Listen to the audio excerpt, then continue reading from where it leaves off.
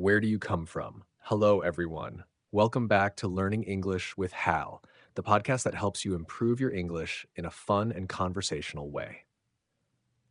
I'm your host, and today we have an interesting topic that I think will really get you thinking and talking. Where do you come from?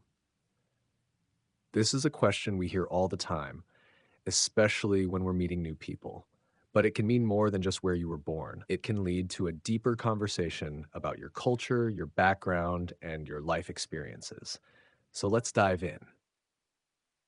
Conversation. First, let's break down what this question can mean. When someone asks, "Where do you come from?" they might simply want to know the country or city where you were born. So an answer could be as simple as, "I come from Brazil," or "I'm from a small town in Italy." But sometimes this question isn't just about geography. It can be an opportunity to share more about your culture. For example, you could say something like, "I come from Japan, where we value respect and tradition," or "I'm from Mexico, where family is very important." Think about the deeper meaning behind where you come from. Maybe you moved around a lot, or perhaps you've lived in the same place your entire life. Either way, those experiences shape who you are today. Let's imagine you're at a party and someone asks you, "Where do you come from?" What could you say?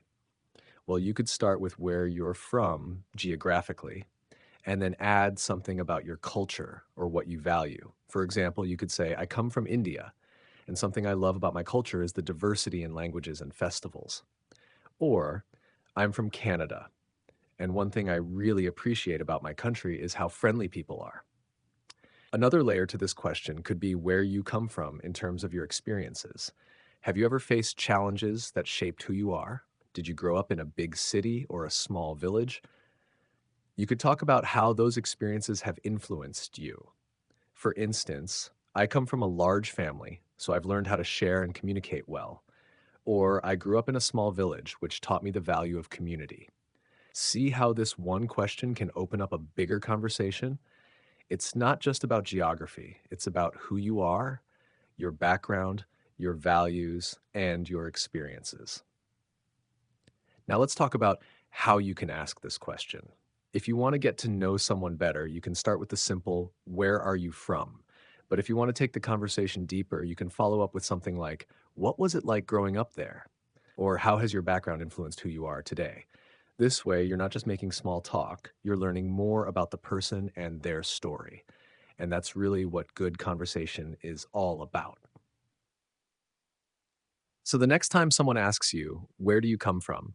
think about how you can go beyond just the name of your city or country.